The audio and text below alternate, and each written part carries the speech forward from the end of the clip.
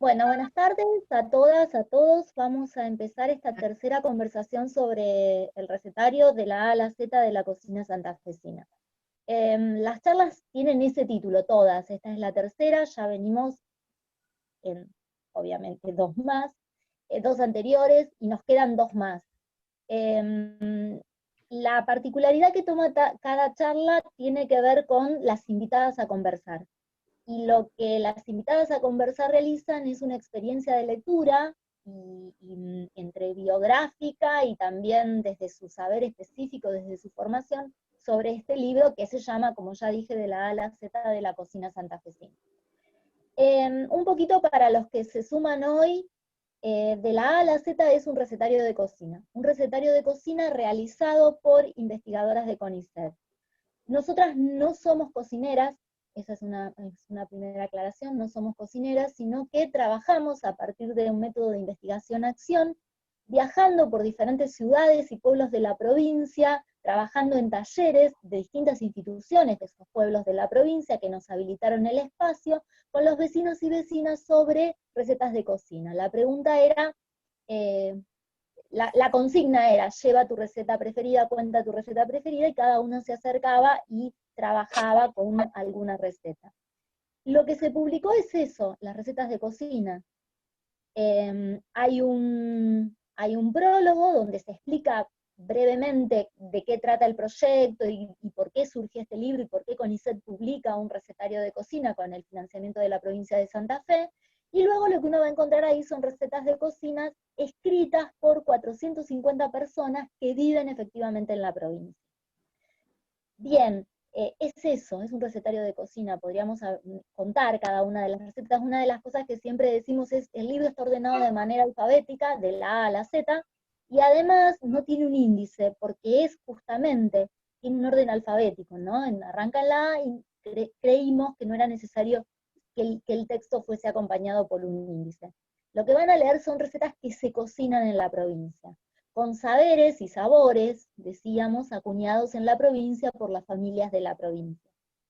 Bien, desde que arrancamos con este ciclo de presentación, que como dijimos, creo que en todas las presentaciones, nuestro sueño, nuestro deseo era que esto fuese presencial y que pudiésemos juntarnos en un lugar muy bonito que hay acá en Rosario, que se llama Mercado del Patio, para poder hablar de comidas regionales y qué sé yo. Eso no se pudo dar, entonces finalmente decidimos armar un ciclo de charlas.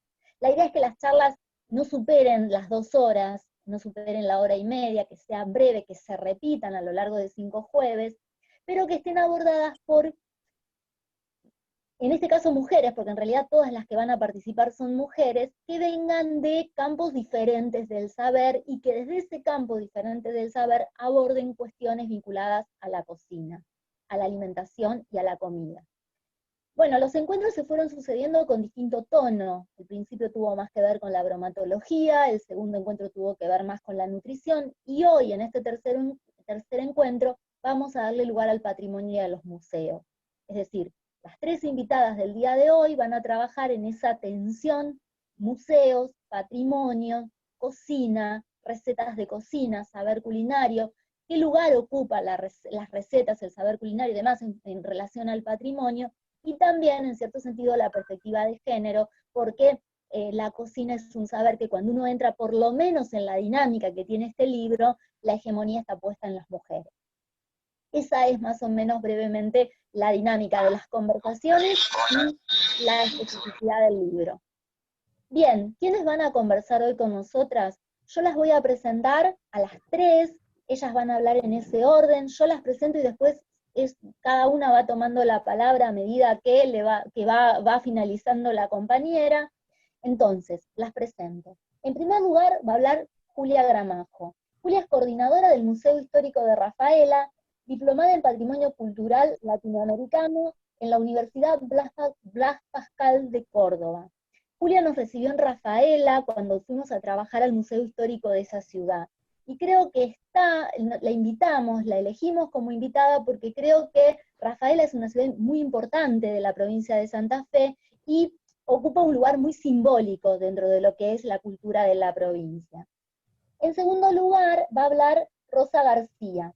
Es psicóloga social, profesora de historia, diplomada en estudios de género y patrimonio, coordinadora del área de educación del Museo Etnográfico de Santa Fe. Rosa también tuvo mucho que ver con nuestra llegada a la ciudad de Santa Fe y con nuestra llegada a San José del Rincón. Su generosidad, su calidez nos permitió trabajar muy cómodamente e incluso hacer un montón de notas y hacer muchas marcas con este libro, por lo menos en la ciudad de Santa Fe y en todo y en los pueblos inmediatamente vecinos a la ciudad de Santa Fe. Finalmente, va a hablar Marcela Fugardo. Marcela Fugardo es arquitecta, es directora del Museo, Biblioteca y Archivo Histórico Municipal de San Isidro, es investigadora del patrimonio gastronómico rioplatense y es autora de 2 libros que tienen que ver con la recuperación del patrimonio gastronómico rioplatense. El primero es Un recetario familiar rioplatense, cuaderno de recetas de María Varela, y el Patrimonio Inmaterial de San Isidro, y el segundo es La cocinera argentina, un recetario del siglo XIX de enigmática autoría. Creo que entre las 3 nos van a poder abrir, dar un panorama sobre qué representó para ellas la lectura de este libro desde el saber específico que fueron acuñando como integrantes activas de espacios de museos. Quedan con ellas, les damos la bienvenida y como decimos siempre, los micrófonos, todos los que no estamos hablando silenciamos los micrófonos y las preguntas, comentarios, dudas se registran en el chat de la aplicación o en su defecto piden la palabra y cuando las chicas terminen de hablar habilitamos a las preguntas. Así que silenciamos y comenzamos escuchando a Julia. Gracias. Gracias, Paula. Bueno, buenas tardes a todas. Un placer estar participando de estas conversaciones. Muy lindas, yo ya participé de las anteriores y realmente se rescatan muchas cosas importantes.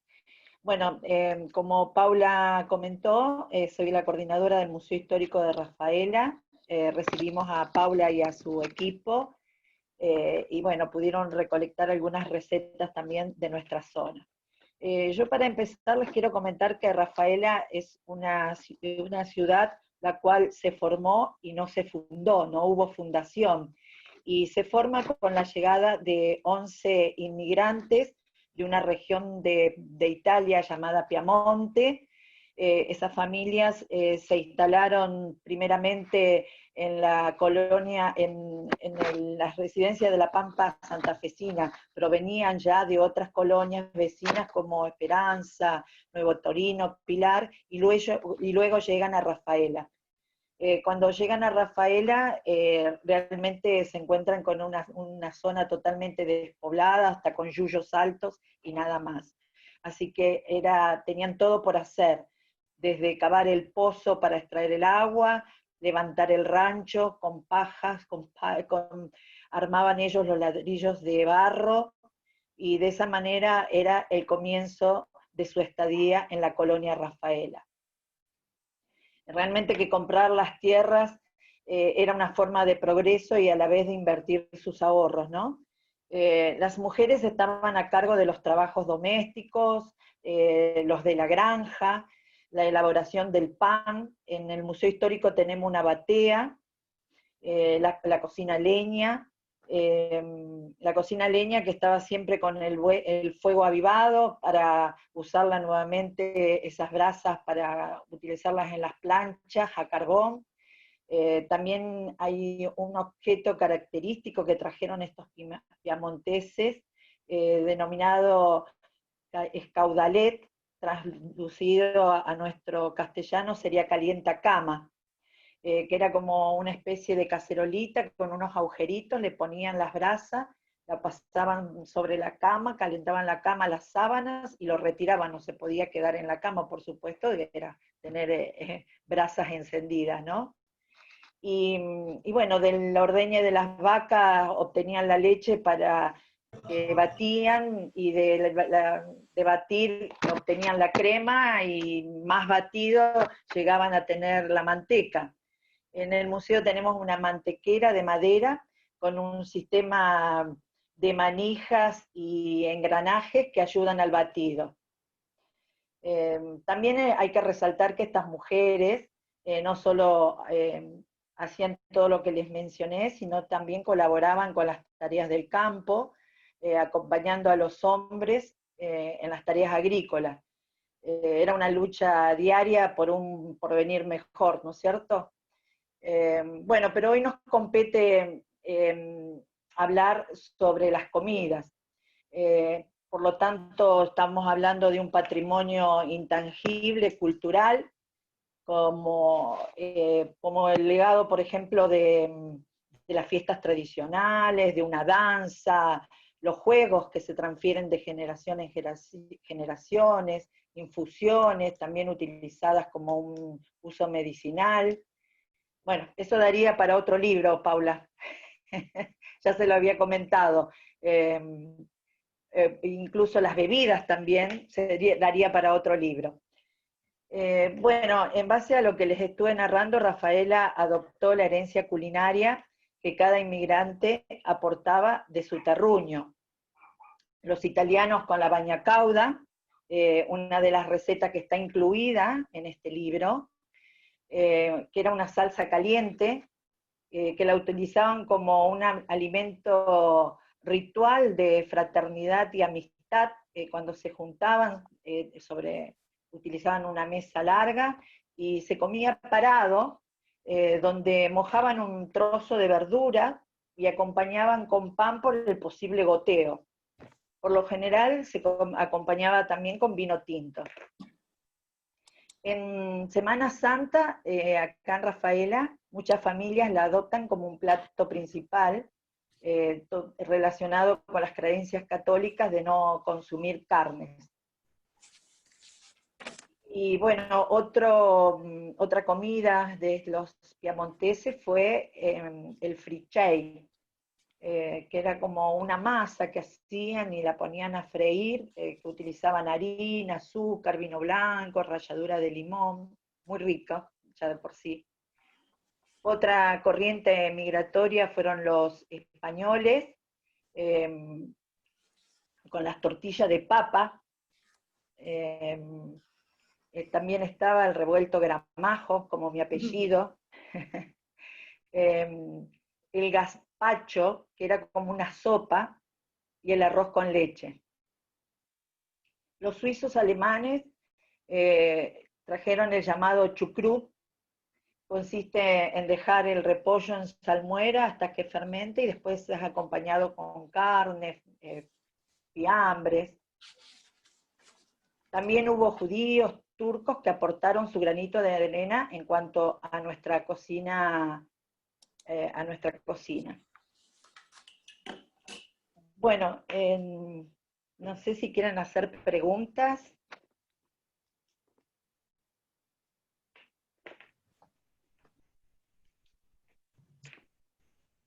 Hola. Si les parece, por ahí las dejamos para el final a las preguntas sobre las tres conferencistas. Bueno, yo trato de limitarme al tiempo que me dieron, ¿no? Si quieren que haga un poquito el comentario de cómo trabajamos en el museo, puedo hacerlo.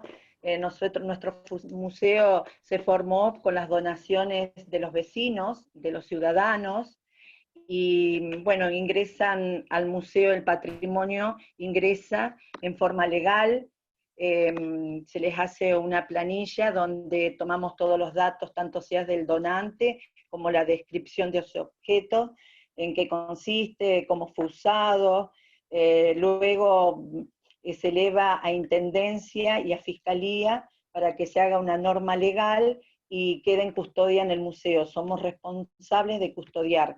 Por supuesto que, como sabemos, la función de los museos es el rescatar, el conservar, el proteger y el difundir el patrimonio, ¿no?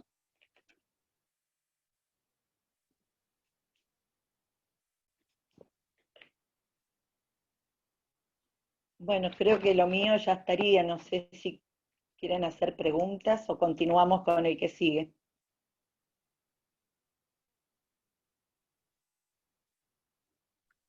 Sí, la idea un poco es ir hilvanando las tres conversaciones y al final se realizan las preguntas. Seguiría Rosa entonces. Bien. Bien, gracias Julia.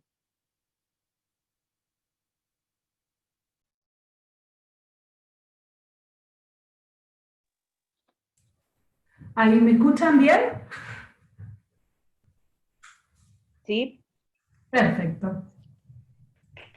Bueno, si vos querés, Aldana, Sí, dale, te comparto la pantalla enseguida.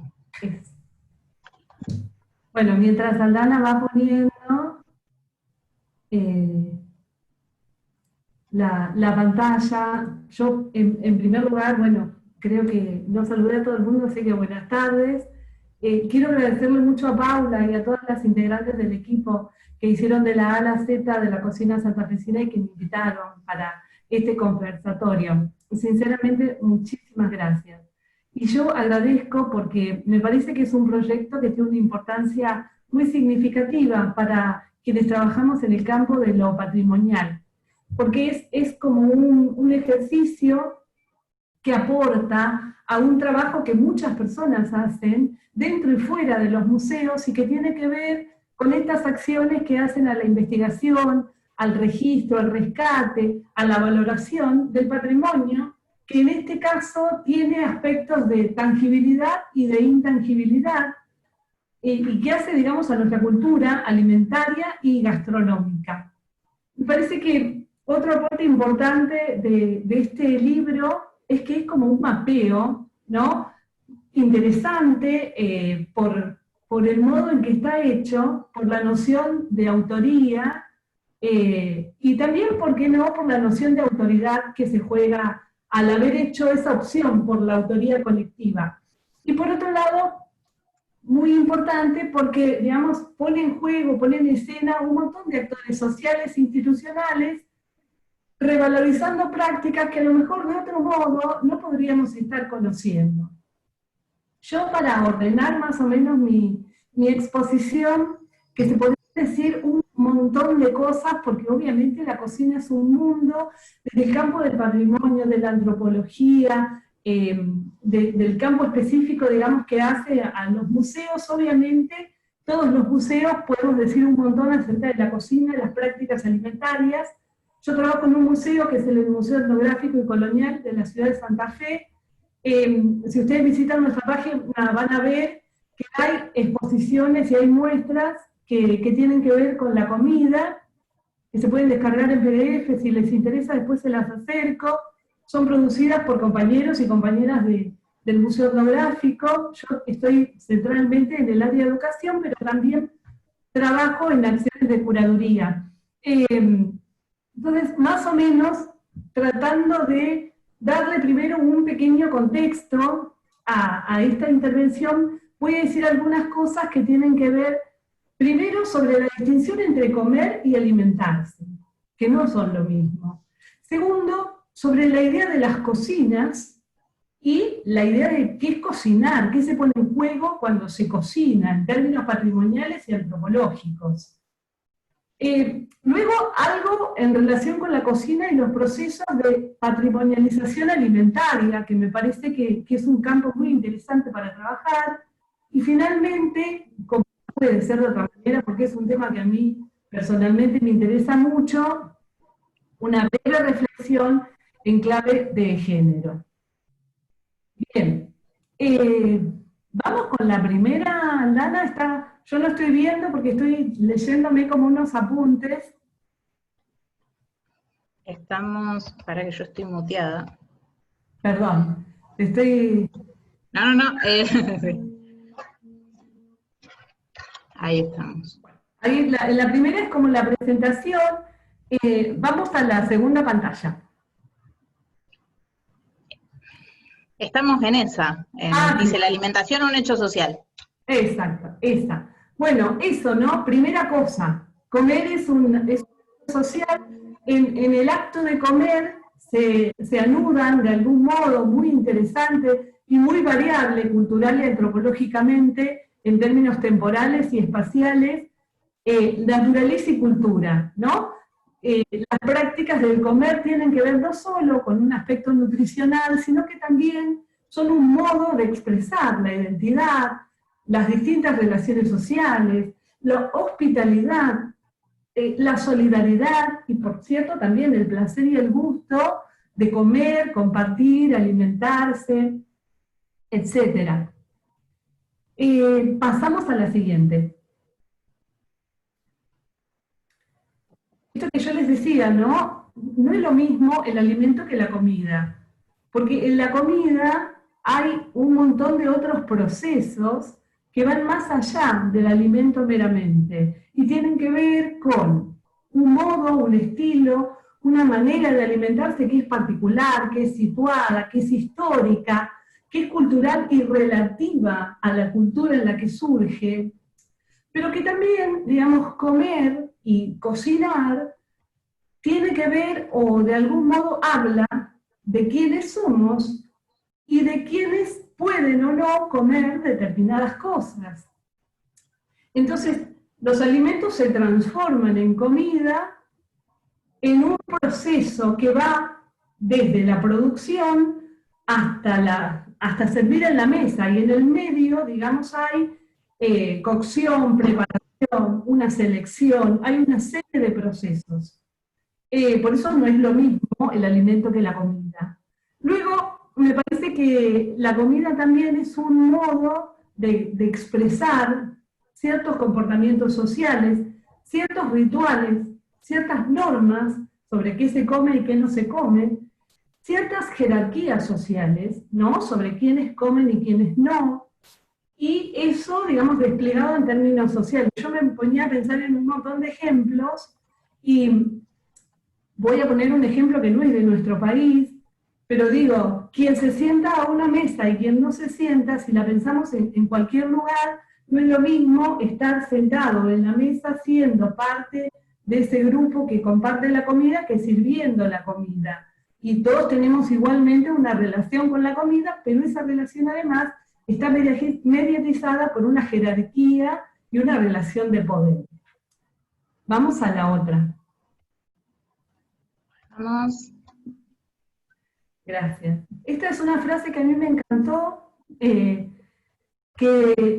la señala o la dice Claude Richter, que dice que comemos un montón de cosas, ¿no? Carnes, vegetales, etcétera, y también imaginarios. Yo le puse metáfora, acordándome de otra autora que me gusta mucho, que se llama Michelle Petit, que es escritora y habla sobre la lectura, ¿no? Entonces dice, también somos seres de metáforas. Bueno, también de algún modo comemos con la imaginación y comemos a partir de la imaginación. Entonces la comida también es un hecho que supera lo meramente biológico o lo meramente fisiológico, y que entonces se despliega, se desplaza hacia el campo de lo simbólico, hacia el campo de lo onírico, hacia los signos, hacia los mitos, hacia los fantasmas, hacia los tabúes que reglan las prácticas y las formas de alimentarse. La otra. Sí, estamos teniendo como varios problemas, salen como medias tarde. Ahí no sé, porque yo las veo presentándola, pero el resto no las está viendo.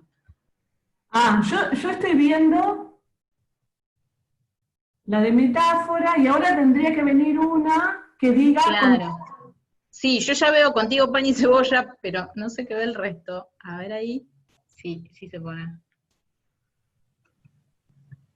Bueno, cuando yo armaba este Power también fui pensando en apoyaturas que tuviesen que ver con remitir a cosas que fueran más allá de lo que yo podía decir desde lo patrimonial, y que cosas que todos escuchamos, que todos hemos dicho o no, pero que todos conocemos, ¿no? Y esto de contigo pan y cebolla tiene que ver también con esta idea de que en la comida se anudan un montón de otras cosas más, no solo lo antropológico, no solo lo fisiológico, lo biológico, lo económico y productivo meramente, sino que además de esto que decía anteriormente, de la imaginación, también se pone en juego la emoción, también se pone en juego el amor, también se pone en juego el cariño y todo lo demás. De hecho, digamos, es una de las consignas actuales, ¿no? Del feminismo de los últimos años, esto de que el trabajo doméstico que involucra la preparación de los alimentos dentro del núcleo familiar,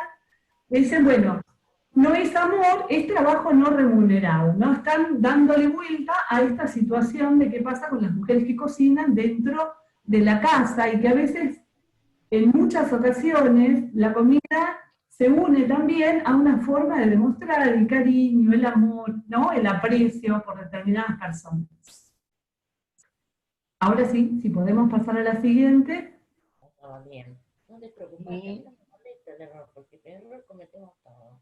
Yo ya la veo, no sé si ustedes la ven. Van a cambiar de color, porque yo fui tratando de cambiar los colores de las pantallas como para ir pautando distintos ejes.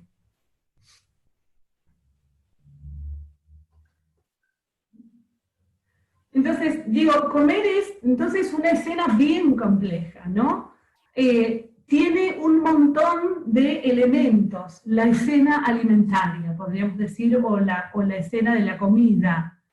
Y lejos están todos esos elementos de ser armónicos, ¿no? Es decir, no siempre una escena alimentaria es un hecho armónico, sino que en general es una situación que está atravesada por un montón de conflictos, por una cantidad de relaciones que pueden ser contradictorias, por tensiones, ¿no? Por diferencias en términos de relaciones de poder, etc. Y también, digamos, comer, de algún modo, al poner en escena esto que yo decía, ¿no? De la producción y el consumo, de lo que es material y de lo que es simbólico, es parte, digamos, de estas relaciones sociales en donde podemos ver cómo las desigualdades se pueden expresar. Por eso digo, es una escena bien compleja y es una escena que totalmente ausente o desprovista de armoniosidad. Y no estoy diciendo que la falta de armoniosidad sea una complicación, digo que es parte de la escena. Vamos a la otra. Bien, a ver si ustedes la ven. Nos desfasamos porque yo sí la veo y ustedes, el resto no sé por qué. Yo, si querés, voy diciendo los títulos como para... Sí. Yo No sé qué es lo que están viendo ustedes en la pantalla, yo sí la veo, ese es el tema. Dice, la cocina o un lugar de encrucijada. Ah, bien. ¿Estamos en esa o tenemos que ir a la siguiente? No, en esa. Listo, buenísimo. Esa, la cocina, un lugar de encrucijada, a mí me pareció una metáfora muy interesante, como para poder ver cuántas cosas circulan dentro, alrededor, y cuántas cosas atraviesan esto que decimos la cocina. No solo el hecho alimentario, sino también todo lo que tiene que ver con la producción, la distribución, la comercialización de los alimentos, el lugar de la filosofía al pensar esto, el lugar de la política, de las ciencias, del arte. Es un lugar, digamos, en el que, de algún modo, todas esas prácticas que se tensionan en la cotidianidad de la vida social, también tienen lugares en donde hay resistencias, donde hay transiciones. Esas prácticas se impactan por los distintos cambios que hay en la producción y en la distribución de los alimentos, ¿no?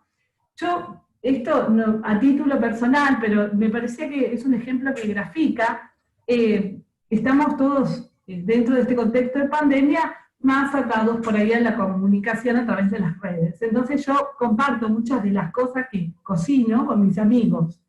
Entonces comparto un asado de verduras, la otra vez, un fin de semana. Entonces me empezaron a cargar, ¿no? Es un cuchillazo en el pecho de la patria eso que estás haciendo, me decían.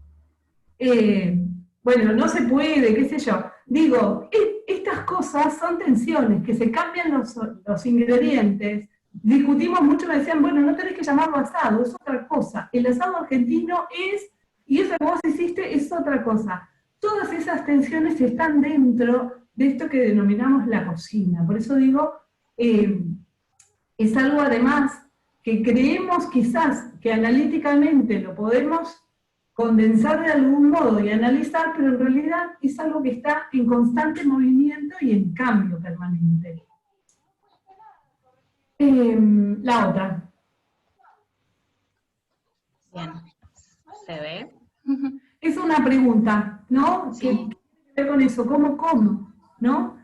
En la cocina hay varios elementos, como para mirarla de algún modo antropológico, ¿no?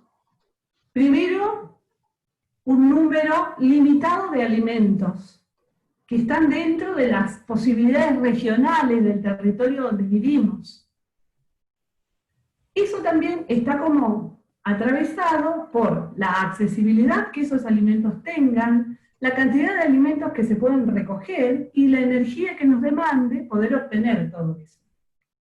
Después, otro punto interesante es el modo en que estos alimentos se preparan, ¿no? Cortados, enteros, asados, cocidos, servidos, fritos, todos esos procesos son como otro eje que nos hacen pensar cómo como lo que como. Luego, el modo de condimentar y sazonar todos los alimentos, que varía a lo largo de las distintas culturas, ¿no? Y después, una serie de reglas relativas a cuántas comidas se hacen al día, qué cantidad de comida se come, si se come individualmente o en grupo, cómo se separan los alimentos al momento de comerse, o si existen distintos fines de la comida, si son rituales, si son religiosos, y si existen tabúes dentro de esa sociedad, es decir, hay cosas que no se comen. O hay tiempos en que hay cosas que no se comen. Hay momentos en los que hay alimentos que están, entre comillas, prohibidos. Transitoriamente o permanentemente. O que no van juntos. La otra.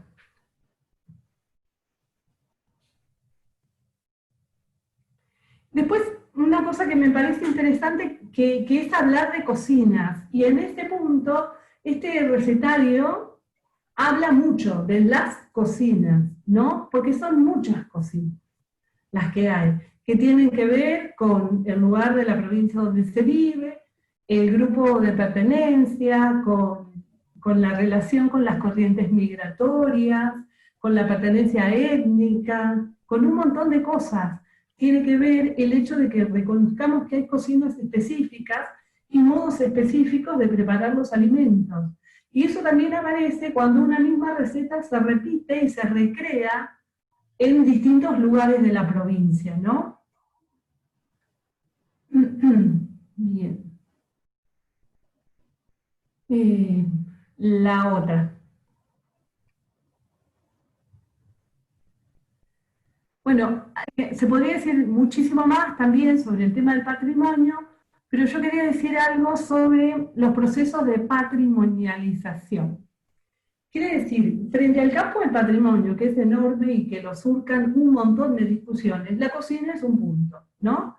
O las prácticas alimentarias, si quieren. O en este caso, el recetario, las prácticas culinarias.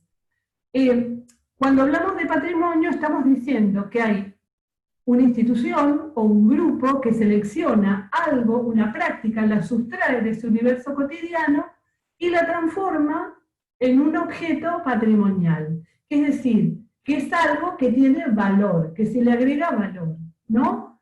Entonces hay una selección, como bien decía, y hay un proceso de valoración. Un ejemplo que a mí se me ocurría para pensar todo esto en nuestro territorio provincial son las distintas fiestas provinciales que hay que tienen distintos alimentos o comidas como núcleo de ese festejo, de esa celebración, ¿no?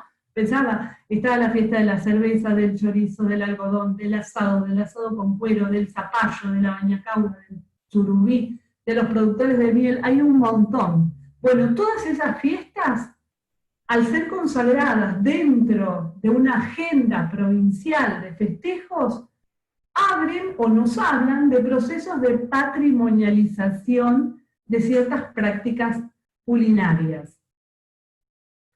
La siguiente, si es que hay, porque ya no me acuerdo a esta altura.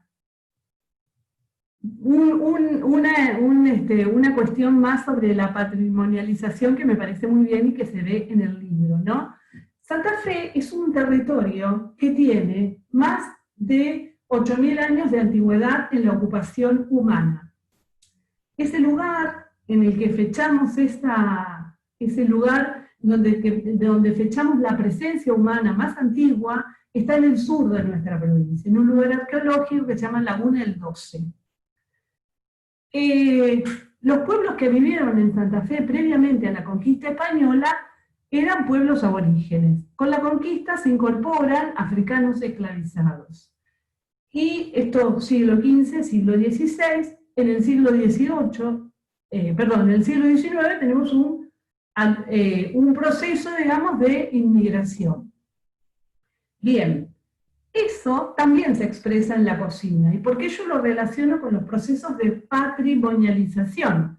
Porque el libro da cuenta de un montón de prácticas muy ligadas a estos procesos inmigratorios, y sin embargo están como un poco más soslayados lo que podrían ser las recetas de estos primeros habitantes originarios que a lo mejor se recrearon. Nosotros tenemos comunidades aborígenes en nuestra provincia, la comunidad Com, la comunidad Mocoit, hay afrodescendientes.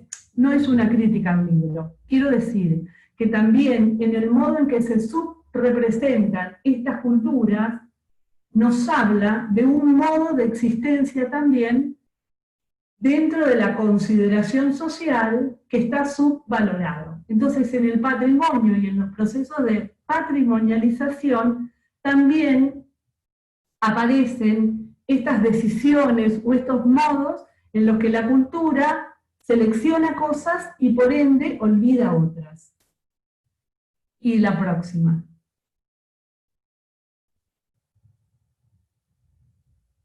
Yo no sé si no me estoy como excediendo, avísenme porque quizás sí.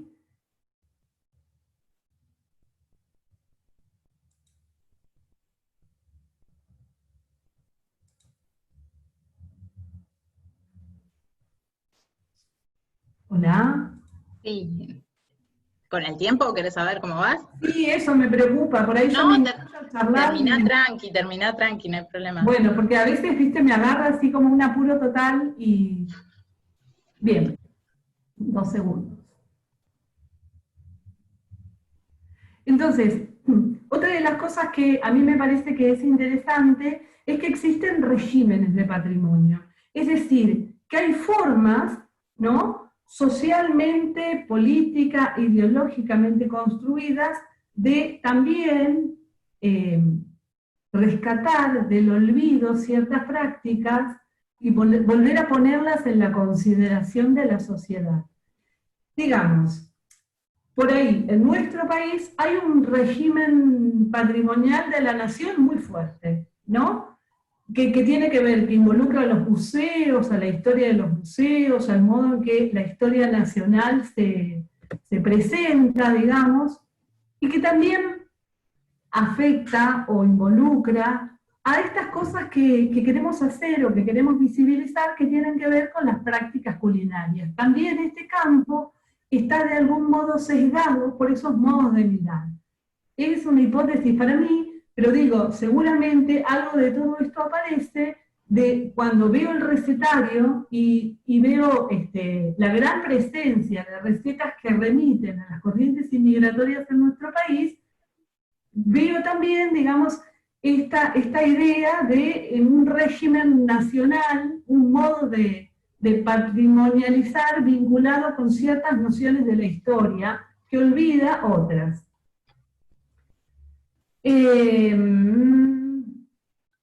Vamos a ver, yo no sé cómo decirte ahora, pero tendríamos que pasar una más.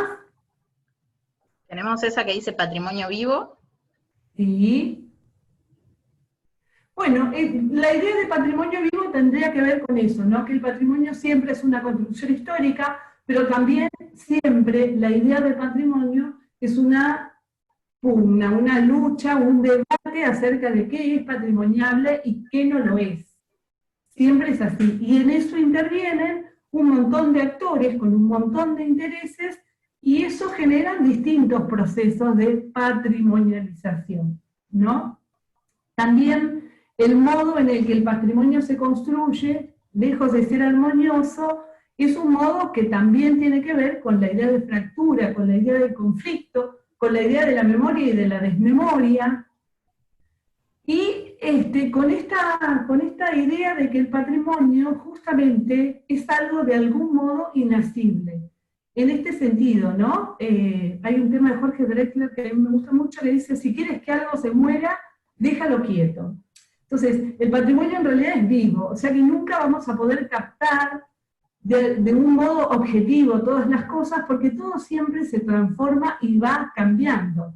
Se resignifican las prácticas, se recontextualizan, son tomadas por otras generaciones y realizadas de otra manera. Acá pasa con las recetas, digamos, que en los talleres veíamos que venían de la abuela, pasaban por la mamá y llegaban a la nieta, y a lo mejor desaparecieron ingredientes, se incorporaron otros, cambiaron los hábitos alimentarios, y entonces esa receta tiene algo de la memoria, de la transmisión intergeneracional, pero también tiene algo del aporte de la nueva generación que toma esos elementos.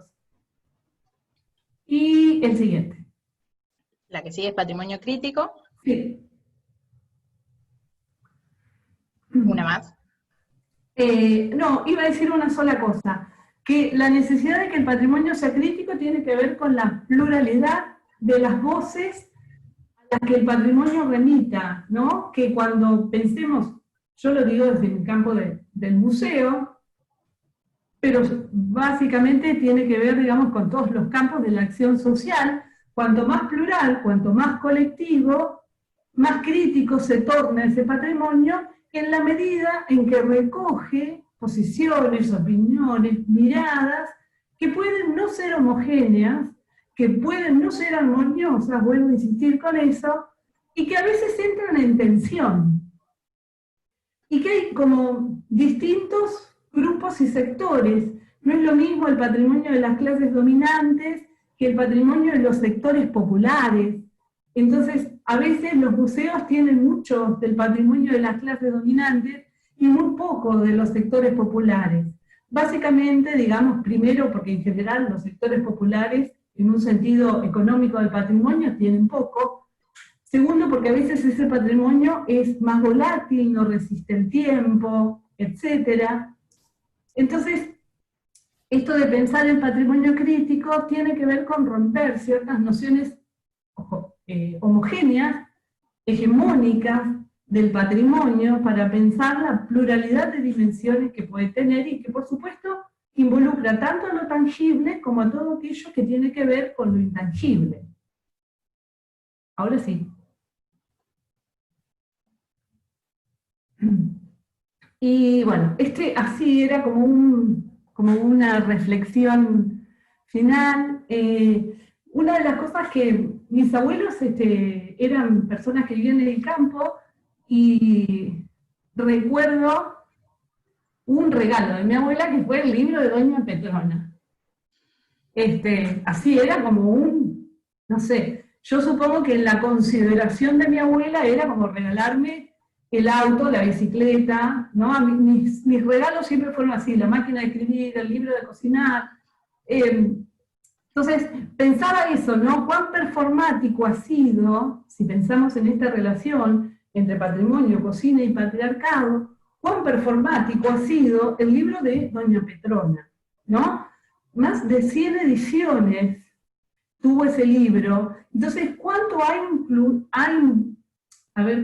cuánto ha impactado, cuánto ha moldeado la subjetividad de generaciones de mujeres de nuestro país, pensando, ¿no?, cómo hacer ese lugar del hogar y de la cocina como una tarea femenina?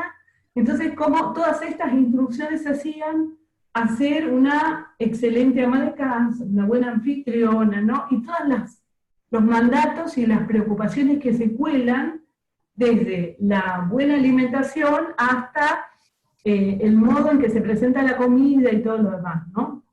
Entonces pensaba eso, en relación con esto de cocina, patrimonio y patriarcado. Hay libros que han sido emblemáticos porque han podido vehiculizar exitosamente ciertos mandatos hacia las mujeres y que se convirtieron efectivamente en performáticos, es decir, moldearon subjetividades a lo largo de nuestra historia. Y después les iba a leer, no la estoy teniendo acá, pero bueno, hay un texto de un autor santafesino que a mí me gusta mucho, que se llama Juan José Saer, escribió un libro que se llama El libro sin orillas, y ahí hay una descripción. ¿Querés que lea la cita? Yo la tengo como... Ah, la tenés ahí, bien, yo Sí, la voy a sí. poner en el Power, por favor. Sí, yo la estoy viendo en el Power, no sé si creo que veníamos bien con el Power ahora, después del Sí, poquito accidentado al principio. sí, ahí está, ahí la veo. Dice, el asado reconcilia, es un texto mucho más largo, si quieren después lo comparto, no tengo drama. Dice, el asado reconcilia a los argentinos con sus orígenes y les da la ilusión de continuidad histórica y cultural. Todas las comunidades extranjeras lo han adoptado y todas las ocasiones son buenas para prepararlo. Cuando vienen los amigos del extranjero, cuando alguien obtiene algún título profesional, cuando hace buen tiempo, cuando los albañiles están haciendo una casa, ponen el techo, atan una rama verde en el punto más alto de la construcción y hacen un asado. A pesar de su carácter rudimentario, casi salvaje, el asado es rito y promesa, y su esencia mística se pone en evidencia porque le da a los hombres que se reúnen para prepararlo y comerlo en compañía la ilusión de una coincidencia profunda con el lugar en que viven. Hermoso, la verdad, a mí si Saer me vende esto del asado siendo vegetariana, compro, porque está hermosamente escrito, pero lo que quería hacer una mínima referencia es que, digamos, qué bárbaro, ¿no? Que el asado sea el plato por excelencia de nuestra cocina. Si querés pasar a la otra pantalla.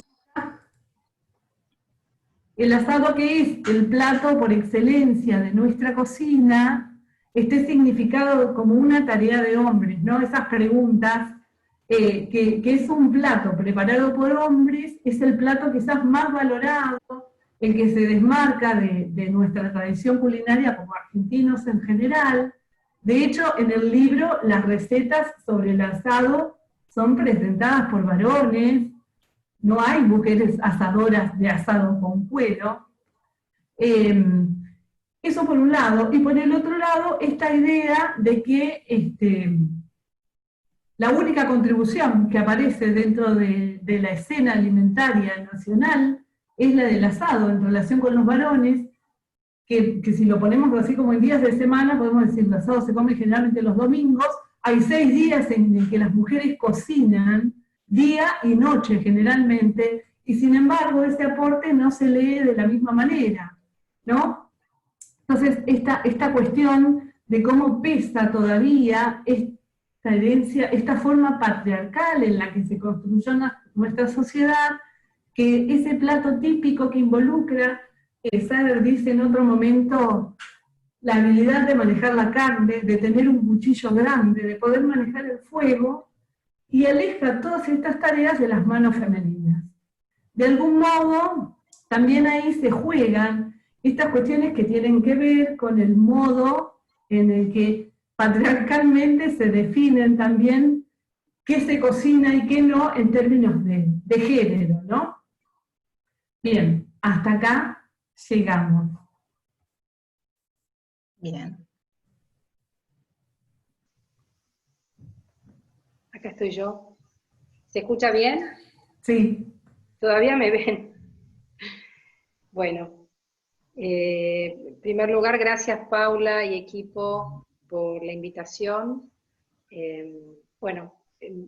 Ya un poco Paula ya contó exactamente por qué vengo a hablar, por el tema de los museos, y justamente los recetarios tradicionales familiares me parece que se presentan, dada su condición de patrimonio inmaterial, como una excelente oportunidad para los museos en cuanto a abordar el universo precisamente de los bienes patrimoniales intangibles. Estamos habituados a considerar al museo como una institución en general que gestiona principalmente, y en muchos casos de manera exclusiva, patrimonio material, básicamente objetos.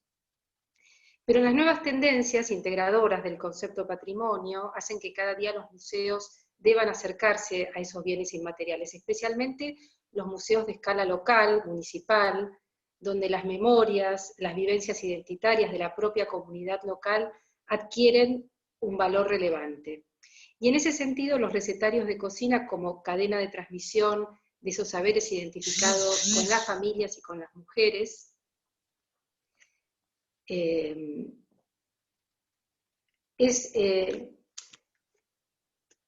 a ver, ¿de qué me perdí?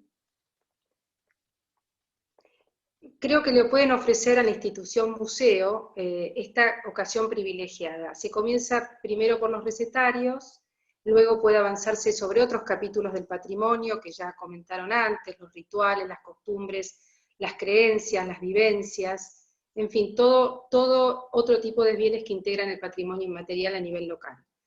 O sea que para mí, de la A a la Z de la cocina santafesina, es un modelo para que los museos construyan una exhibición acerca de ese patrimonio. El libro ya es un guión para una exposición, así que yo creo que ya deben tener varios museos que quieran exponer este libro hecho exposición, justamente. Por otra parte, en ocasiones el patrimonio inmaterial, en este caso un recetario, puede provocar la recuperación de aspectos del patrimonio material del museo, que por alguna circunstancia hayan quedado omitidos o suprimidos. Vale decir que el bien inmaterial tiende un puente que permite una operación de recuperación del patrimonio. Y voy a darles un ejemplo concreto que sucedió en el Museo Bécquer Varela. Cuando se produjo el hallazgo del cuaderno de recetas de María Varela, comenzamos a estudiar el contexto de su compilación, y nos dimos cuenta que ese recetario que había sido ensayado y preparado en la cocina de la quinta, la casa de María Varela, y que había sido degustado en el comedor de la casa, bueno, esos dos espacios estaban suprimidos en la quinta de los Ombúes, ya no existían. En el caso de la cocina, se hacía muchos años, cuando la casa se había convertido en museo, la gestión anterior, la dirección anterior, había aprovechado ambos espacios para otros propósitos. O sea, puede ser muy común que cuando se toma una casa, justamente estoy hablando de un museo que sea una casa museo, se utilizan estos espacios que se consideran secundarios y que no lo son, con otros propósitos. La cocina fue totalmente desmantelada, estaba en la planta alta, y el comedor fue utilizado como sala de lectura de la biblioteca, que era muy lindo, muy espacioso, muy luminoso, con la vista al río, pero bueno, eso de alguna manera que pretendió beneficiar a los lectores de la biblioteca, creó una pérdida de un componente importante para la interpretación completa de la casa, que es además monumento. Es decir, una casa que es bien vivida no logra una lectura coherente y completa si suprimimos su cocina y su comedor. Estoy hablando de los museos que son casa-museo. Hay que mostrar la cocina, hay que mostrar el comedor. De hecho, muchas de las recetas que aparecen en la A a la Z mencionan la cocina como espacio y mencionan la mesa, el mantel de hule, bueno, todos elementos que también son propios de poder mostrarse en un museo. Entonces, cuando estaba todo suprimido, no había ni cocina ni comedor, aparece en un arcón el cuaderno de recetas de María Varela. Entonces, pensamos, ya que recuperamos el recetario y ya que no podemos recuperar la cocina porque estaba en la planta alta, ¿qué tal si recuperamos el comedor? Y esa respuesta, fue precisamente respondida por una mecenas que nos ayudó, una bisnieta de María Varela, y la municipalidad, que encararon un proyecto conjunto y se pudo recuperar ese comedor. Pero quiero recalcar que no hubiera sido posible, quizás, sin la aparición de las recetas de María Varela. Quiere decir que el cuaderno de recetas y la reflexión en torno de ese cuaderno de recetas y sus implicancias identitarias fue el comienzo para recuperar también patrimonio material, recuperar la lectura integral de esa casa museo. Fíjense el poder materializador que tiene un recetario. Por otro lado, también otra reflexión que me surge a partir de la lectura de la A a la Z es la importancia que tiene este trabajo de campo, de componer un registro del día de hoy, del cuál es el estado de la práctica de las formas de cocinar en un territorio concreto como es la provincia de Santa Fe. un relevamiento acotado a escala territorial, pero una escala territorial de una provincia con todas sus particularidades, idiosincrasias, que permite luego quizás hacer un cuadro comparativo de analogías y diferencias con otras regiones del país, que traen cada una su propia identidad. O sea, como digo, es una fotografía de las formas de cocinar al día de hoy, cuáles son las recetas que se cocinan al día de hoy en la provincia. Pero como solemos decir los patrimonialistas, el arte de hoy es patrimonio del mañana. ¿Qué significa esto? Que si atribuimos a la cocina el carácter de un arte, el arte culinario, esto que hoy es una foto, pero aclaremos que es una foto que es a la vez una foto histórica, porque ya vimos que muchas de estas recetas no son del presente, sino que traen, vienen como herencia familiar, traen esa pátina del pasado, alguna vez fueron arte culinario y hoy ya son patrimonio.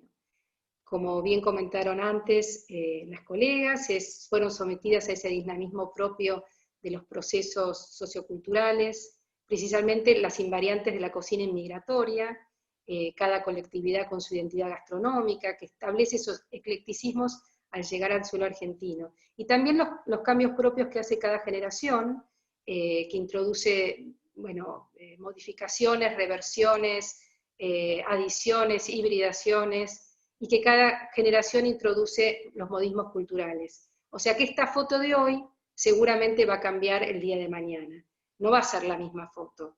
Y las recetas van a introducir variantes, muchas de ellas incluso van a dejar de cocinarse, y otras caerán en el olvido. O lo pongo como pregunta, ¿se dejarán de cocinar estas recetas? ¿Caerán en el olvido? De ahí la importancia de este registro del estado de la cuestión. ¿Por qué? Porque es una reserva de memoria identitaria familiar santafesina, una reserva al día de hoy. Y desde el título, de la A a la Z, de esta cocina santafesina, se enuncia como un recetario santafesino, aunque bien advierte el prólogo que cualquier delimitación geopolítica queda estallada y cobra importancia a la región. Y en este caso podríamos hablar de esa gran región, que es la región del Plata, una región que viene así denominada desde la antigua geografía histórica. Por supuesto, esto está dicho de un modo muy provisorio, ¿no? Admite cantidad de matices.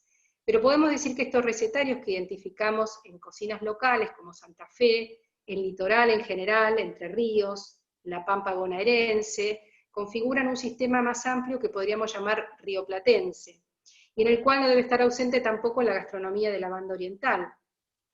Este núcleo rioplatense registra una unidad histórica y muchos puntos en común, las vías navegables que surcan la región y confluyen en esa misma cuenca, y el Río de la Plata ha sido un punto de llegada de una inmigración común. Entonces fue la puerta de entrada de esa inmigración aluvional de la segunda mitad del siglo XIX y comienzos del XX.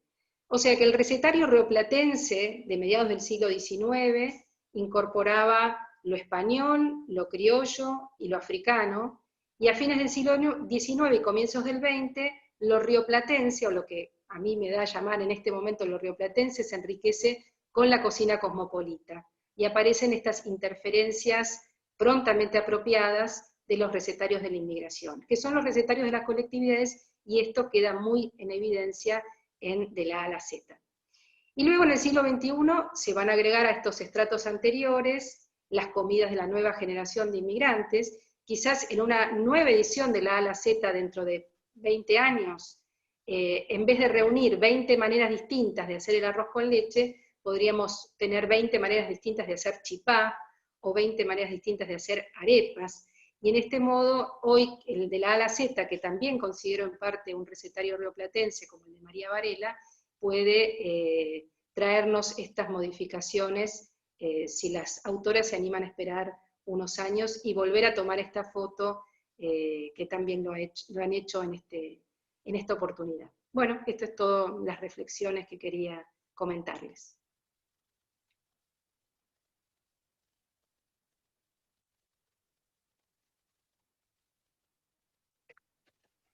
Bueno, muchísimas gracias. Siempre me cuesta el tema del micrófono, si se silencia, si no. Bien, damos lugar a preguntas, comentarios, inquietudes. No sé si en el chat hay algunas preguntas. Me parece que sí. Y hay una que dejó al principio Florencia. Ahí está. Dice, hola, mi pregunta va para Julia. Yo no tengo audio, pero quisiera saber cómo es la cuestión legal, ya que en el museo de mi localidad muchas de las personas que han donado bienes patrimoniales, cada vez que lo visitan, expresan su deseo de llevarse los objetos. ¿Hay un plazo específico o alguna cuestión legal que se pueda interponer en ese caso? Y quisiera saber un poco más de la organización de las salas del museo, en el museo, referidas a la cuestión culinaria.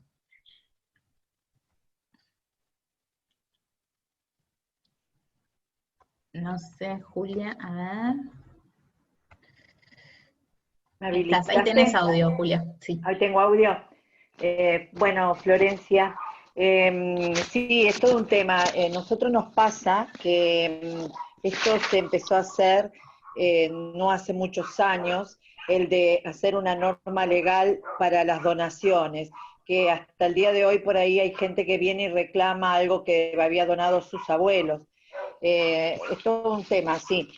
Pero el tema legal, nosotros recibimos el objeto, como lo expliqué, hacemos una planilla en la que firmamos nosotros que recibimos y ellos que entregan en las condiciones de que, bueno, pasa a ser patrimonio del museo. En realidad no deberíamos por qué reintegrarlo. Una vez que fue donado, pasa a pertenecer al museo.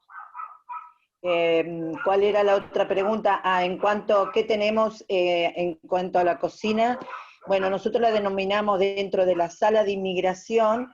El museo tiene varias salas permanentes, tenemos el ingreso con una maqueta de lo que es el edificio donde está el museo, que eran parte de los grandes, de la casa de familia y los grandes almacenes Ripamonti. Después entramos a la sala donde hablamos de la llegada de los inmigrantes con el baúl. Después hablamos del colonizador que fue de la empresa colonizadora Guillermo Lehmann. Mostramos una vitrina con todos los objetos que trajeron estos inmigrantes. Como les comenté al principio, la mayoría fueron piamonteses los que llegaron a nuestra zona. Después hay un núcleo donde hablamos de lo que era el rancho, y después hay sí una vitrina que nosotros la denominamos uso doméstico, donde están las cocinas a leñas con una buena imagen, están las mantequeras de madera, están los utensilios de cocina, como ser para picar el ajo es un cuchillo bombé con 2 mangos. De esa manera lo agarraban y picaban el ajo. Planchas a carbón, todo lo que representa el uso doméstico dentro del rancho, ¿no? No sé si fui clara, si falta algo más para Florencia. Sí, agradece mucho tu respuesta. Bien. Está Si alguien más invitada quiere, a visitar cuando se pueda nuestro museo. si alguien más quiere, puede o tomar la palabra o escribir en el chat como se sienta más cómodo, como quiera. Yo, mientras a lo mejor van pensando algunas preguntas, yo quería comentar algo que me surgió de la escucha. No sé si son preguntas, pero que me fue surgiendo. Primero me gustó esto que comentaste, Marcela, de esto de pensar que de la lectura de las recetas puede surgir como un índice de objetos que luego los museos pueden mostrar. Y me acordaba puntualmente de algunas recetas donde hacen muchísimo hincapié en la transformación. Yo no sé si muchos de los que están acá han leído el recetario, porque es un desafío hacerlo. Muchas autoras cuando presentan la receta, presentan una receta antigua que se cocina hoy. Entonces, en la exposición de la receta dicen, bueno, esto se hace así, así, así, pero mi abuela no lo hacía así. Y el sabor de esta receta no es igual si vos cocinás con tal cosa o si cocinás con tal otra. Es decir, esto de ir marcando en la misma receta una diferenciación en la materialidad de la cocina, y la mayoría dicen, con cocina a leña las recetas son más ricas o son diferentes. Y muchas nietas que hablan, porque ahí se va traduciendo la cadena de transmisión y el recuerdo ese de la infancia, que queda ahí como muy fuerte entre la herencia de los abuelos que ya no están, la infancia, que es un momento generalmente, no voy a decir para todo el mundo, pero para gran cantidad de gente, la infancia es un momento de alegrías, de sabores ricos y de abuelas, queda eso ahí todo junto y van recuperando las transformaciones. Entonces uno no sabe si esos sabores de la cocina leña son mejores porque eran efectivamente más ricos, o si tienen que ver con que justamente marcaron en ese momento de la vida donde uno ahí estuvo con las abuelas. Pero sin duda, las recetas ponen en relación las transformaciones en la materialidad. Y es cierto, señalan objetos que se usan, porque bueno, como justamente aparece esto de cruzar la receta, no solo con la técnica en sí de la cocina, sino con la historia, ahí aparecen objetos y la cocina es un lugar, la cocina como espacio de la casa, además del aparato productor de calor.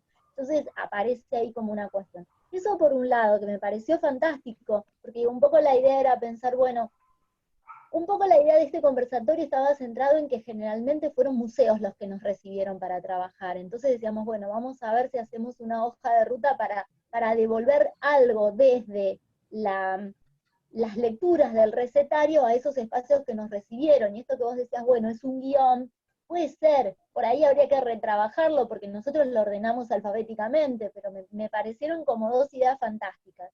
Y por otro lado, me quedé pensando en algunas cosas de las que planteó Rosa, y que no es que yo me quiera justificar, pero estas cosas yo las quiero contar. Estuvo buena la conceptualización de pensar qué es el patrimonio y pensar al patrimonio también como una acción política. Es cierto que algunas cosas se muestran y otras cosas no, y son decisiones políticas. Ahora, en el caso de nuestro librito, y ahora le digo librito, no digo el recetario de la cocina santafesina, sino que digo librito, nosotras cuando empezamos con las chicas a trabajar en este proyecto, sí tuvimos un financiamiento de la provincia, y esto lo debo decir, creo que al principio lo hablábamos y creo que en todas las conversaciones lo decimos, este trabajo sin financiamiento no es posible, porque hay que viajar, hay que dormir en otros lugares, hay que habilitar la actividad, entonces uno necesita ahí unos recursos. Pero además de eso, cuando nosotras nos acercábamos a las diferentes instituciones, no todas fueron receptivas. No todo el mundo se mostró abierto a decir, vengan y trabajen y hagan lo que quieran. O sea, hubo todo un proceso de seducción, de trabajo, por eso quizá fue tan lento todo esto, porque había que comunicarse, explicar quiénes éramos, qué queríamos, y recién ahí entrábamos. Y entrábamos a trabajar con un grupo de gente en cada localidad vinculada a la institución a la que íbamos. Creo que las recetas que cada localidad que visitamos aportó tienen más que ver con la institución que nos abrió las puertas que con la localidad en sí. Probablemente de no ir a esa e ir a otra, las recetas que recopilábamos seguramente hubiesen sido otras, ¿no? Y más, bueno, ahí se juegan las dinámicas. De repente, en las ciudades grandes está más sectorizado, entonces uno sabe a dónde va. Pero en los lugares chiquitos se nota mucho más, es decir, hay lugares que hay gente que no va a ir nunca, ¿no? Me acuerdo que algunos me decían, no, las recetas de las cocineras te las vamos a traer nosotras porque a tal biblioteca las cocineras no van. Va a ir la señora de la comisión de la biblioteca. Y eso marca el tipo de recetas que uno muestra. Hoy alguien me decía, ¿qué hace un pulpo en la cocina santafesina?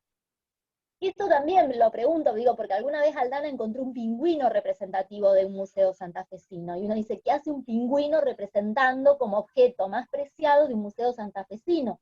Digo, donde no es, convengamos que no es el animalito más representativo de la provincia, sin embargo hay un museo que lo tiene. En nuestro recetario está el pulpo, ¿no? Y uno dice, ¿qué hace un pulpo representando la cocina santafesina? Y sin embargo eran los ojos de una mujer que captaron la extrañeza. Es decir, de toda la carta de cocinas de esa familia, esta mujer retuvo eso que sucedía una vez al año y que era lo que rompía con la rutina. Entonces, yo les pregunto a ustedes como museólogas, ¿eso también no habla por omisión de lo que es la cultura de un lugar? Que la gente cuando recupera de la memoria algo para nombre lo que no es cotidiano, lo que por su extrañeza llama la atención y queda ahí marcado en la memoria. Entonces, cuando vos le preguntas, ¿cuál es tu comida preferida? Te dicen el pulpo a la gallega, ¿no? Y uno ahí tiene que explicar, porque de repente lo que decían la semana pasada, la paleta culinaria de Santa Fe. Ni el pulpo ni los caracoles son representativos de la paleta culinaria santafesina, y sin embargo en nuestro recetario están ahí dando vueltas. Eso por un lado. Y por otro lado, lo que quería decir en función a las recetas de los pueblos originarios, es cierto, nuestro recetario es un recetario de la inmigración, de las corrientes migratorias europeas. Si ustedes buscan, la mayoría de las recetas tienen que ver con eso. Pero también tienen que ver con las instituciones que a nosotros nos recibieron. Y también tiene que ver con algo que nos pasó fundamentalmente con los pueblos originarios, con las comunidades y especialmente con los lugares en la provincia que son representativos, que nos costó muchísimo acceder a la publicación de la receta. De repente, para que aparezca la harina Moloc en el recetario, hubo que pedir una serie de permisos entre varones y mujeres, porque es entrar a tramitar con otra cultura. Entonces, a ver, esa señora que nos estaba dando... Entonces, claro, nosotros teníamos un proyecto, se nos dilataban los tiempos, queríamos dar representatividad, pero ahí había unas negociaciones que son partes de cada cultura, donde una integrante de los pueblos de las comunidades, de la comunidad PUOM, concretamente acá en Rosario, no puede escribir tan libremente una receta y darla como representativa de la comunidad a un libro, como lo hace cualquiera de las otras mujeres. Eso nos pasó, fueron tramitaciones que hicimos, y nosotras, más allá de que es cierto que solamente de los pueblos originarios tenemos 3 recetas, por lo menos tenemos 3. Eso era el logro que nosotras habíamos logrado, porque corríamos el riesgo de no tener ninguna, en tanto negociar como hacer que esa mujer publique una receta. Y estas son cuestiones que nos fueron llamando la atención, porque hablan de la cocina, hablamos de que las mujeres estamos asociadas a la cocina, pero no a la escritura de la cocina. Y aparentemente es otra cosa, que implica otros juegos de poder. Eso, no sé si alguien quiere sumar algo. Tenemos varias preguntitas y comentarios en el chat. Bueno, ¿dónde se puede conseguir el libro? Esa es una. Juan Juliano nos deja un comentario bastante largo. Ahora leo este y te damos la palabra al final. Juan dice, muchas gracias, hermosas experiencias compartidas. Lo de Marcela de patrimonialistas es genial. Coincido que el libro es una herramienta para el estado de la cuestión. Me parece que hay que ejercitar y salir de la linealidad de relación objeto de uso, género, y pararse desde la patrimonialización.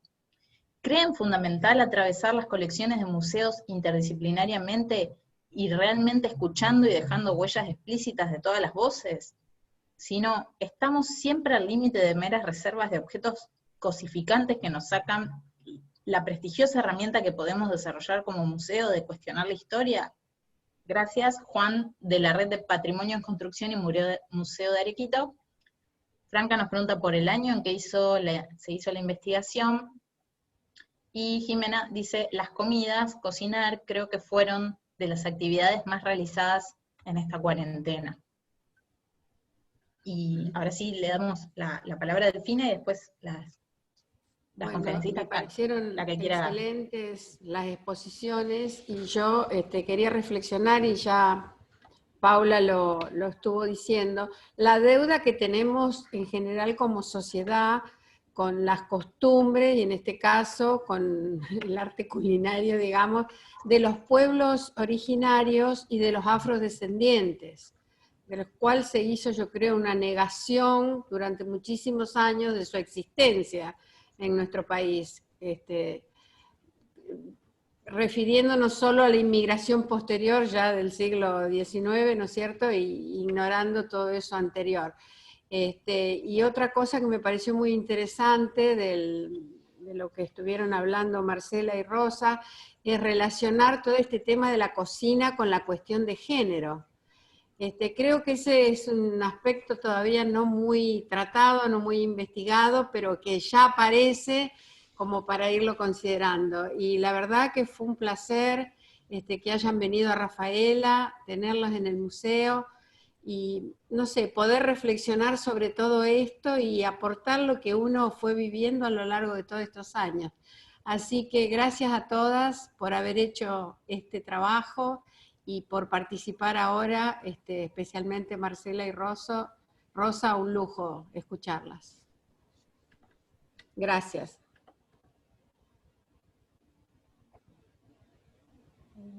Marca también nos pregunta si el origen del asado no está vinculado con los pueblos originarios. Hay como muchas cosas, pero iba a hacer una serie sobre lo que decía Paula, sobre lo que por ahí dijeron. A mí me parece que plasmar un estado de situación no está ni mal ni bien, las cosas son también. El libro plasma un estado de situación. La situación en la que están los pueblos originarios y afrodescendientes a nuestra provincia es esta. Tenemos una diferencia cultural, hay un proceso de invisibilización, han pasado un montón de cosas. También hay procesos de apropiación cultural, y por eso también tanto celo y recelo respecto de la propia cultura, desde los pueblos originarios, porque ha habido muchos procesos de apropiación cultural de esa cultura. Y la otra es que, claro, probablemente todas estas dificultades que ustedes tuvieron para acercarse a las comunidades originarias o afrodescendientes, y la posibilidad de que no hayan ido miembros de estas comunidades a expresarse o a compartir las recetas, yo creo que también tiene que ver con un proceso de deslegitimación de la propia cultura, ¿no? Esta idea de que los pueblos originarios y los afrodescendientes no han tenido, y lo digo así como entre comillas, ¿no? como un estado, como una forma construida, no han hecho grandes aportes a nuestra historia, etcétera, etcétera, etcétera. Entonces digo, si esa es la valoración social, muy difícilmente este grupo sienta que tiene algo que aportar. Esa es una cuestión. No es una crítica al libro, vuelvo a decirlo, porque me parece que es un trabajo maravilloso el que hicieron. Quiero decir que nos pone una escena de la provincia en donde aún con un montón de posibilidades aparecen estos sesgos, estas predominancias, que son parte de esa escena alimentaria de la cocina santafesina, si lo decimos así. Eso por un lado.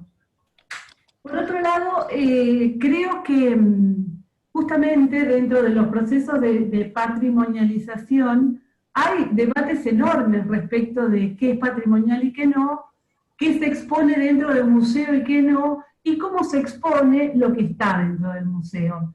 Yo voy a contar un ejemplo que hicimos el año pasado en una exposición en Uruguay con una compañera, que armamos una exposición allá, y tratamos de hacer una cuestión intertextual en la presentación con objetos que hacíamos a los visitantes. Y entonces jugábamos con estas ideas de las acciones asociadas a las mujeres por su condición de género, ¿no? La vestimenta, la cocina, la confección de la ropa, etc. Y entonces lo que hacíamos era poner en esa escena que planteábamos sobre la vestimenta o sobre la cocina, un elemento disruptivo, para que algo te hiciera ruido cuando miraras. Entonces, había hermosos vestidos y bordados y puntillas y cosas para coser, y una pistola. Porque tenía que ver con las revoluciones de independencia en nuestra exposición, ¿no? Igual, en la escena que armamos sobre alimentación y todo lo demás, también pusimos todo lo que tenía que ver con las ollas y todos los enseres de los ámbitos de la domesticidad femenina, y pusimos también un tintero y una pluma. La idea tenía que ver con eso. Entonces digo, también el modo en que se exponen los objetos y cómo se los asocian y qué cadenas significativas se presentan o se rompen cuando se arma una exposición, habla mucho de qué entendemos por el patrimonio, de qué queremos cuestionar con ese patrimonio, de cómo lo podemos empezar a ver, ¿no? Hay un museo muy famoso en Estados Unidos, en los años 90, uno de los curadores hizo una exposición que tenía que ver con, bueno, revalorizar el patrimonio del museo, en el cual, digamos, en ese museo había un montón de colecciones de juegos de té, de plata, de los sectores esclavistas del sur de Estados Unidos. Y este curador lo que hizo fue armar esas mesas de té, poniéndole los grilletes de los esclavos entre las tazas de té. Entonces, la idea era generar justamente una disrupción. Digo, en esto del campo de lo patrimonial y de a qué contribuimos, o con qué discutimos, o cómo ponemos en debate, me parece que las instituciones tienen un rol muy importante, los trabajadores, los visitantes tenemos un rol muy importante, de no aceptar como si las cosas dadas y de interpelar eso que se nos está mostrando, de no ser pasivos y espectadores de eso que estamos viendo, ¿no? De ponerle una pregunta, de hacer una reflexión que vaya más allá de ese sentido social construido que está en la forma en la que presentamos los objetos. A mí me parece que ahí hay otro elemento, justamente, nosotros por ejemplo tenemos patrimonio aborigen, patrimonio de los afrodescendientes y patrimonio de la sociedad colonial española. El 90%, 80% es de la sociedad colonial española, pero en la decisión de nuestro museo, cuando armamos las exposiciones, tratamos de que la representatividad étnica y cultural de nuestras raíces, entre comillas, podríamos decir, plantee ciertas cuestiones de aportes paritarios a la cultura, más allá de que sean más objetos de un grupo o sector. Son decisiones institucionales y decisiones ético-políticas que los museos toman al momento de armar sus exposiciones.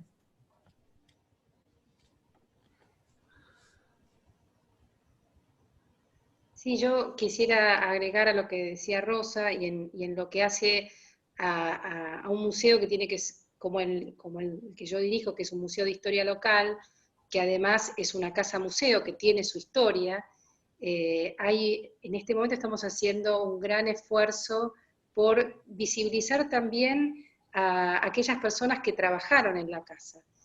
Nos dábamos cuenta que siempre se hablaba de los dueños de casa, o de los hijos de los dueños de casa, y bueno, y realmente falta poder visibilizar justamente a todo el personal de servicio, que era mucho. Si uno toma esa serie Downton Abbey, donde te muestran la vida de los que trabajan en las cocinas y la vida de lo que pasa más arriba, bueno, eso en nuestro museo todavía no pasa. Estamos haciendo un trabajo también de investigación para poder justamente de alguna manera visibilizar eso, porque tampoco hay fotos. O sea, no es que tenemos fotografías del donante, fotografías de la familia, pero bueno, no tenemos la fotografía de los que trabajaron ahí. Eso por un lado. Y básicamente con lo que comentaba Juan, creo que era el que dijo, creo que los museos, además de mostrar su patrimonio material e inmaterial, los museos se trata de la gente. Y eso es lo que tiene que reflejarse. Los museos, un museo de historia local que cuente la historia de la gente que va a ver el museo, o la historia de sus dos generaciones anteriores. Generalmente, por lo menos en nuestro museo, estábamos muy enfocados también en la historia, en una época dorada de San Isidro, que es Mariquita, Juan Martín de Pueyrredón, también eran las casas de ellos, ¿no? Pero parece que hay un gran salto hasta hoy que no hubo nada, y falta poder mostrar la historia de los vecinos. Para esto estamos haciendo una campaña donde pedimos fotografías, donde pedimos... pero bueno, también es... El museo está permanentemente en movimiento y permanentemente nos estamos preguntando, cuestionando y viendo quiénes no están, quiénes tienen que ser mencionados, y dónde estamos fuera de cuadro. Así que, pero es imposible, estamos prácticamente siempre mirando eso, ¿no? Nos hacemos las preguntas, que me parece que eso es lo importante, como institución.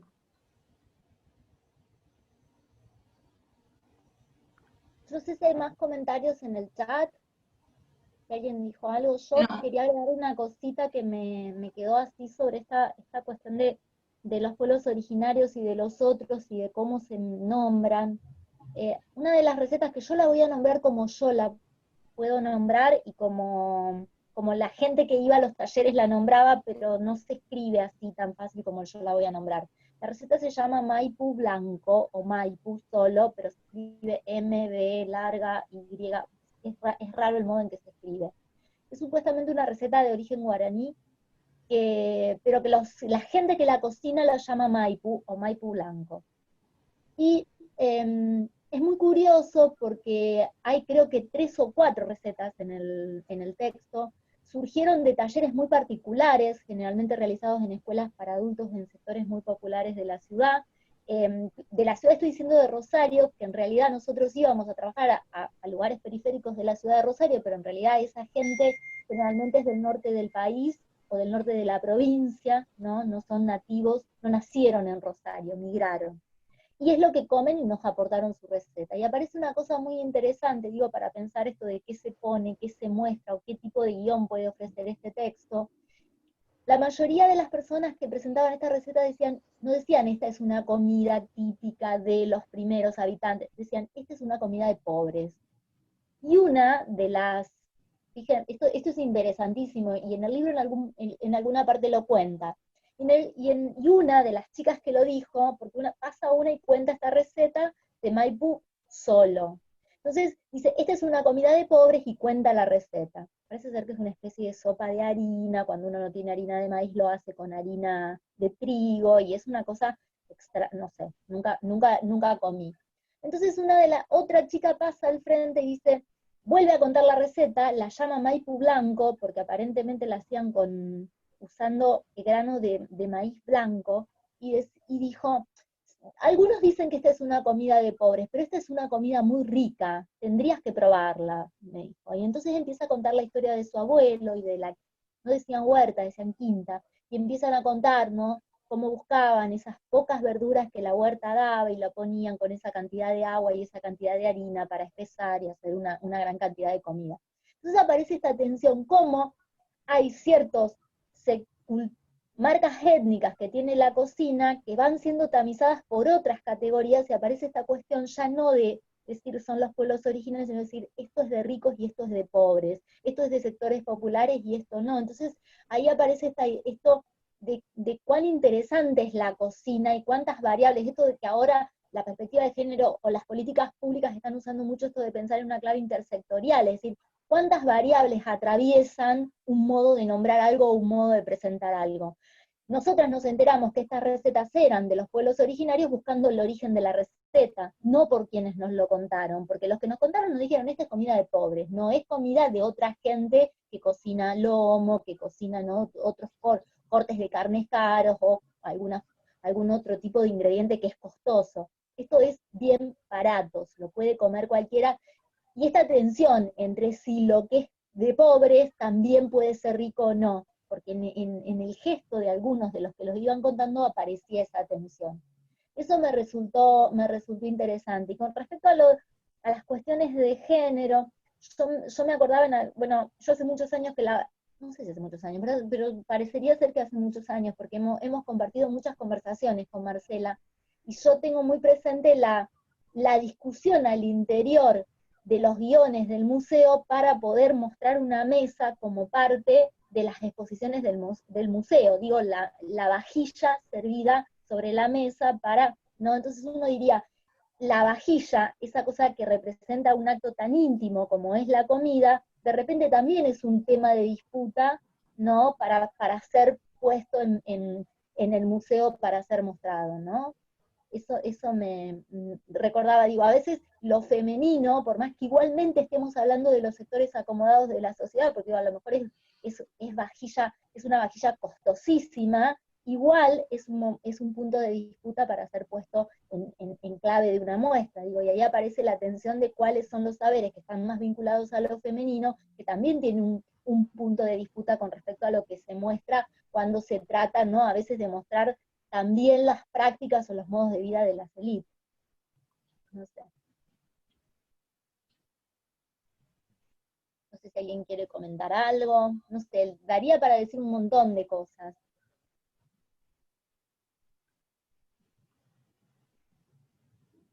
Quedamos todos en silencio. No sé si hay comentarios en el chat, si alguien quiere preguntar. No, en el chat no hay más nada, Pau.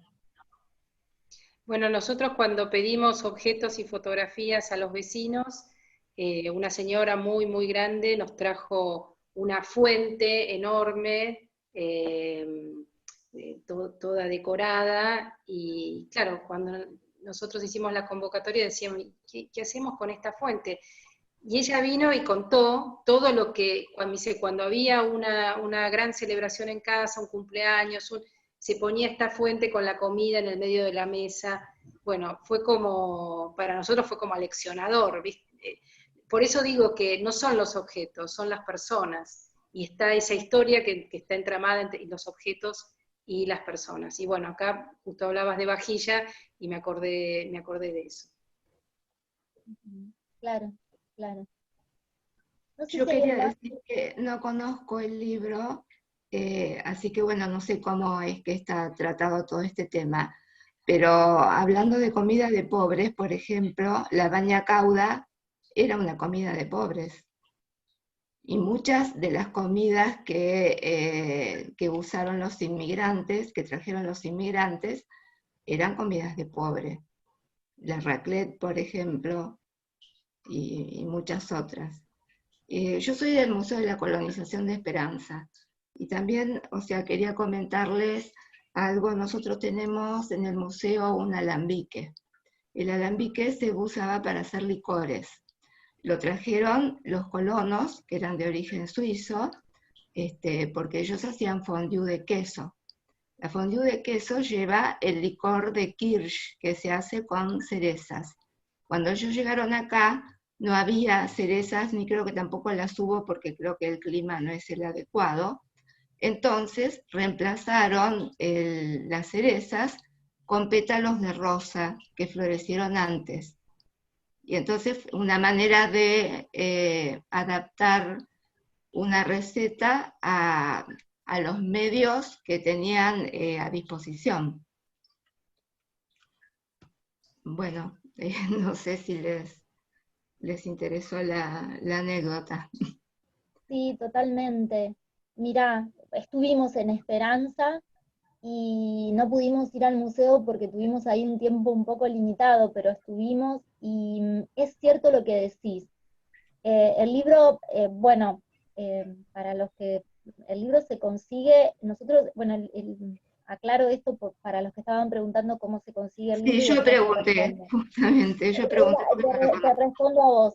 El libro es un proyecto que estuvo financiado por la provincia, por lo cual hay una enorme cantidad de ejemplares para ser entregados de manera gratuita a cada uno de los autores que participó. Algunos se los hemos entregado, otros no hemos llegado, como por ejemplo Esperanza, que la pandemia nos retuvo y no hemos podido ir ni a Esperanza, ni a San Justo, ni a, bueno, una cantidad de lugares, ni a Reconquista, ni bueno, no hemos podido entregar. Tenemos un listadito y hay 300 ejemplares que no se entregaron, o sea que tenemos un pedacito recién de la provincia que tiene el libro en la mano. Generalmente lo que hacemos es entregar a cada autor y a las instituciones representativas de la cultura para que el libro pueda salir en préstamo. Probablemente si vamos a Esperanza alguno va a quedar en el museo porque, bueno, me parece que es un texto que tiene que estar, siempre y cuando la pandemia nos deje circular otra vez. Bien, eso por un lado. Por otro lado, como hubo una demanda, nosotros hicimos algunos ejemplares más que se pusieron a la venta y hay un par de librerías de acá de Rosario, no, hay una librería de acá de Rosario que lo vende y lo vende por Mercado Libre para que otros que no sean los autores lo puedan tener, porque la verdad tiene muchos usos este libro, no solamente para cocinar, hay mucha gente que está cocinando con el libro, porque como alguien decía en el chat, la pandemia fue la cuarentena fue un momento ideal para que la gente use el libro para cocinar, entonces tenemos una página de Facebook donde la gente cocina y nos manda la receta y nos dice qué cocinó, si le gustó, si no, algunos mandan videos, las escuelas los están tomando, que de hecho yo cuando entré les dije hoy a las 4 de la tarde di una charlita con nenes de 4º grado que lo están usando como libro de lectura para estudiar la historia de la provincia, así que los que han sido autores ahora son autores de un libro de texto que se usa en las escuelas santafesinas, cosa que me encanta lo que las maestras están haciendo con este libro, maestras que nosotras no conocemos y que se enteraron del libro porque el libro llegó a la biblioteca del pueblo. La verdad que es muchísimas cosas las que está pasando con este libro. Esto como por un lado. Por otro lado, esto que vos decís de la comida, de que la comida de esos primeros inmigrantes que llegaron de Europa es comida de pobres, es algo que aparece en muchísimas de las recetas que recuperamos, y generalmente de manos de los representantes de las colectividades, de las distintas colectividades. No sé, cuando fueron pongo el caso de Esperanza. la señora representante de la colectividad siria, fue la presidenta, hizo su demostración y nos hizo comer la comida característica, y ella dijo, esta comida es comida de pobres. Cuando llegaron los cocinaban con lo que tenían, no piensen que esto era, hoy es, pero cuando llegaron, y lo mismo, esto lo vimos en Esperanza, porque cuando estuvimos en Esperanza nos sorprendió que gran parte de quienes participaron en el taller venían institucionalizados desde las colectividades, ¿no? Entonces teníamos por un lado los alemanes con la torta alemana, por el otro lado los italianos, por el otro lado los sí. Era como un orden así donde dijimos, bueno, Esperanza es es el origen de las colonias, está ahí todo. Es la primer colonia. Es la primer colonia, entonces estaban ahí como ordenados. Me acuerdo que las señoras italianas, las representantes de la colectividad italiana dijeron, nosotros hoy damos medidas. Las primeras, las pioneras, los hacían con lo que tenían. No es que es un kilo de harina, 4 huevos, no era así, en la receta es así. En la vida cotidiana de la gente es con lo que hay. Y si falta huevo se agrega agua. Entonces aparecía esa cosa, y lo mismo nos pasó en Moisés Ville, donde encontramos ahí una de las señoras que nos dio la famosa torta de queso. Ella dijo, no, la torta de cebolla, no torta de queso, torta de cebolla. Ella dijo, la cocina de los judíos es una cocina bien de resolver el hambre con lo que hay, y por lo cual cocinaban con lo que daba raíces bajo de la tierra, porque era lo único que no se arrasaba. Entonces es cebolla, es papa, es algo así, es una comida muy sencilla y muy austera, que hoy adquiere todo el costo de lo étnico y toda la cosa que otorga el valor que nosotros hoy le damos, que en realidad es patrimonial, es histórico, pero que en su momento era una comida muy ligada a la austeridad, y lo mismo por supuesto la bañacao, sin dudas, eso en el recetario está contado en muchas de las recetas. Bueno, gracias. No sé si alguien quiere agregar más, si hay algún comentario. En el chat. En el chat hay agradecimientos a las expositoras, a Rosa en especial. Hay agradecimientos más que nada. Preguntas, no hay más. Bueno, ahí están agradeciendo. Yo, la verdad que bueno, si no tenemos más preguntas, yo les agradezco a las 3 el tiempo, la lectura, la posibilidad de mostrarnos el trabajo que hacen y de resignificar el trabajo, nuestro recetario con el trabajo que vienen haciendo, y decir que bueno, la semana que viene vamos a seguir conversando sobre este recetario, vamos a cambiar la óptica, vamos a conversar con una antropóloga, Patricia Aguirre. Patricia Aguirre es bastante reconocida en el plano de la antropología, bastante no es muy reconocida en el plano de la antropología de la alimentación, tiene muchísimas publicaciones, y bueno, ella la semana que viene va a estar conversando con nosotros sobre la lectura que ella realizó sobre este recetario. Así que bueno, sin más, les agradezco a las expositoras, a todos los que se sumaron en la tarde, y si se quieren sumar el jueves que viene, es a la misma hora, por el mismo link. Tenemos siempre el mismo link para no interrumpir la reunión, esto que se llamaría reunión recurrente de Zoom. Bueno, muchísimas gracias a todas. por la invitación, por la escucha, todo, bueno, genial. Todo el trabajo que hicimos antes y todo lo demás, espero que lo podamos presentar en Santa Fe y que hagamos un encuentro con las personas que aportaron a las recetas, en el taller, igual que en la costa. Bueno, la pandemia nos desordenó un poco todo eso, pero creo que queda pendiente porque, bueno, poder ver objetivado ese momentito que ellos estuvieron compartiendo las recetas, ahora verlo objetivado en un libro, me imagino que debe ser una satisfacción enorme para quienes participaron, ¿no? Sin dudas, sin dudas. Cada vez que pienso que nos quedan 300 libros de entregar, o sea, hay 300 autores que no tienen el producto de su trabajo, y probablemente algunos no sepan, incluso voy a decir algo feo, pero algunos ya han fallecido. Es como que esto de la pandemia es de mal gusto lo que se dice, pero pasa. Hay mucha gente grande comprometida con el libro que bueno, que no lo ha podido tener, y nosotras sentimos eso de que tenemos una deuda. nos quedan 300 ejemplares, y por supuesto que no me voy a olvidar nunca de nuestra visita a San José del Rincón, y donde trabajamos con gente de Arroyo Leyes, y de ahí era realmente una cantidad de gente la que estuvo en ese taller, y mostró una diversidad, ya ahí encontramos a los pueblos afros, ahí encontramos el pescado de río, bueno, y una variedad de recetas increíbles. Sí. Bueno, gracias a todos, gracias Paula.